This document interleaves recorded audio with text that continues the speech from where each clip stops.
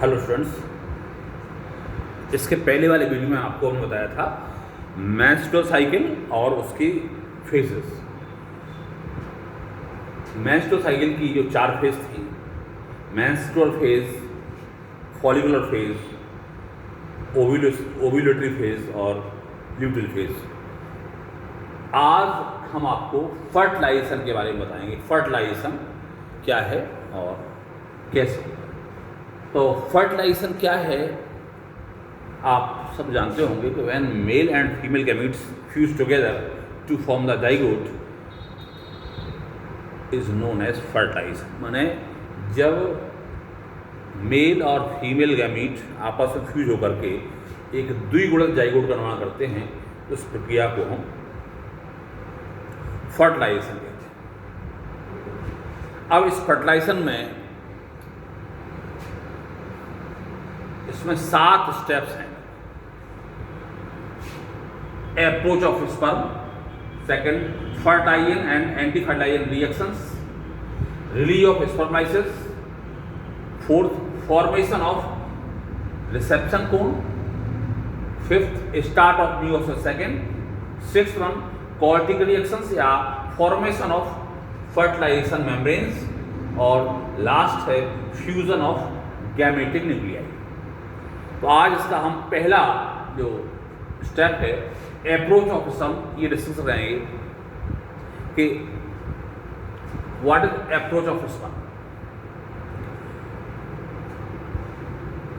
एक बार की इजैकुलेशन में लगभग 3 से 3.5 मिलीलीटर सीमन निकलता है और उस सीमन में लगभग 200 से 300 मिलियन स्पर्म्स होते हैं। और ये स्पर्म्स जब फैलोपियन ट्यूब तक पहुंचते हैं तो उसको पहुंचने में कुछ फैक्टर्स ऐसे होते हैं जो इसका अवरोध करते हैं और कुछ फैक्टर्स ऐसे होते हैं जो इसको हेल्प करते हैं। तो हम आगे कुछ ऐसे बिंदुओं पर चर्चा करेंगे जो हेल्पफुल हैं और कुछ ऐसे बिंदु जो अवरोध पैदा करते हैं। तो हेल्प टू स्पर्म्स, वो कौन कौन से फैक्टर्स हैं जो स्पर्म्स को हेल्प करते हैं। उनमें लैसिंग मूवमेंट ऑफ टेल, आपने स्पर्म की संरचना देखी होगी तो स्पर्म में पीछे टेल होती है, ऊपर एक्रोसोम होता है, बीच में माइटोकॉन्ड्रियल पार्ट होता है, नैबर्न कण विच प्रोवाइड्स एनर्जी, और लास्ट में टेल होता है जिसमें साइटोप्लाज्म पाया जाता है बहुत कम मात्रा में। तो टेल का जो मूवमेंट है वो हेल्प करता है स्पर्म को आगे बढ़ने के लिए। दूसरा फैक्टर है प्रोस्टाग्लैंडियंस। प्रोस्टाग्लैंडियंस ये केमिकल्स होते हैं जो इसको आगे बढ़ने में मदद करते हैं। एस्पायरेटरी मूवमेंट्स, जो एक सक्शन मूवमेंट है, एक खिंचाव, वो भी स्पर्म को आगे बढ़ने में मदद करता है। तो 3 फैक्टर्स ऐसे हैं जो स्पर्म्स को आगे बढ़ने में हेल्पफुल हैं, और कुछ ऐसे फैक्टर्स हैं जो बैरियर्स का काम करते हैं, बैरियर्स की तरह कार्य करते हैं और स्पर्म के लिए अवरोध उत्पन्न करते हैं। वो कौन कौन से हैं? पहला है इसमें thick wall of endometrium, thick endometrial lining. जो एंडोमेट्रियम की थिकनेस है ये भी स्पर्म को आगे बढ़ने के लिए एक बैरियर काम करती है।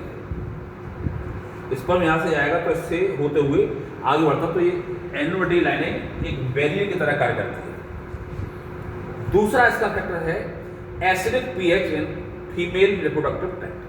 फीमेल रिप्रोडक्टिव ट्रैक्ट में जो मीडियम होता है वो एसिडिक होता है। उसका अगर एसिडिक पीएच पर स्पर्म्स सर्वाइव नहीं कर पाते तो बहुत सारे स्पर्म किल हो जाते हैं, मर जाते हैं। तो एक फैक्टर यह है कि एसिडिक मीडियम उसको स्पर्म को किल कर देता है। तीसरा है फैगोसाइट्स इन female reproductive tract. Female reproductive tract में फैगोसाइट्स पाए जाते हैं जो स्पर्म को खा जाते हैं, स्पर्म को भक्षण करते हैं। माने इन सब बेजेस को होते हुए लगभग 100 स्पर्म्स वहां तक पहुंच पाते हैं। 200 से 300 मिलियन जो स्पर्म्स हैं उनमें से केवल 100 स्पर्म्स जो है फैलोपियन ट्यूब तक पहुंचते हैं। Only 100 sperms reach the fallopian tube, और इन स्पर्म्स की जो गति है उसकी है वो 1 से 4 मिलीमीटर पर मिनट होती है। तो इन अवरोधों के बाद लगभग 100 स्पर्म्स ही केवल पहुंचते हैं, और उनमें से केवल फ्यूज एक ही होता है।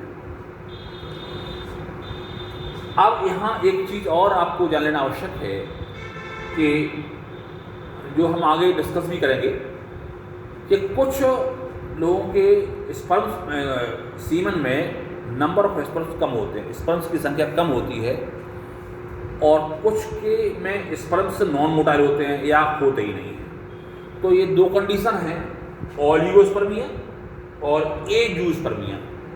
ओलिगोस्पर्मिया में नंबर ऑफ स्पर्म्स कम होते हैं, लेस होते हैं, बहुत कम होते हैं, और एंजियोस्पर्मिया में स्पर्म्स होते नहीं हैं या उनमें मोटिलिटी नहीं होती, नॉन मोटाइल होते वो। दोनों ही कंडीशन में व्यक्ति स्टेराइल होता है, अनेबल टू प्रोड्यूस चाइल्ड। ऐसे व्यक्ति नपुंसक होते हैं और उनमें बच्चा पैदा करने की क्षमता नहीं होती। तो oligospermia and angiospermia, in oligospermia number of sperm will be very less, and angiospermia sperms are absent और sperms are non motile। एक इंपॉर्टेंट फैक्टर और है कैपेसिटेशन।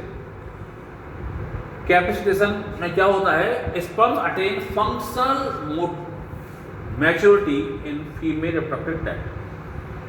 फीमेल रिप्रोडक्टिव ट्रैक्ट में जो स्पर्म होता है वो फंक्शनल मैच्योरिटी अटेन करता है, इसको हम कैपेसिटेशन कहते हैं। इसमें दो इंपॉर्टेंट चेंजेस होते हैं, two important changes takes place in capacitation. वो दोनों इंपॉर्टेंट चेंजेस क्या हैं?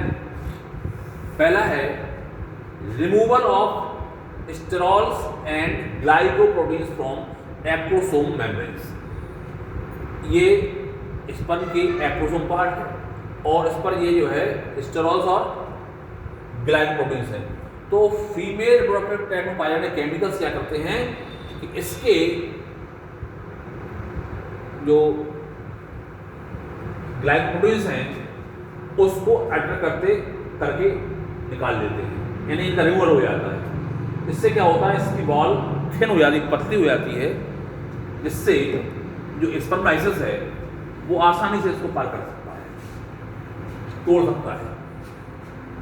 दूसरी कंडीशन, दूसरा क्या चेंज होता है कि इसमें कैल्शियम आयन की जो उपस्थिति है, कैल्शियम आयन की प्रेजेंस में जो स्पर्म्स हैं वो बहुत एक्टिव हो जाते हैं। एक्टिव हो जाने से वो उनकी मोटिलिटी बढ़ जाती है, माने उनकी गतिशीलता बढ़ जाती है।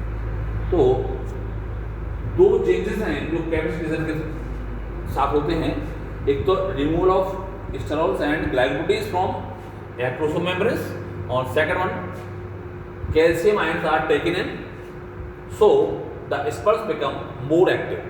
इससे स्पर्म की एक्टिविटी बढ़ जाती है। So this is all about the approach of sperm, which is the first step of fertilization, part 1. In next video, we will discuss some other points related to the fertilization. Thanks.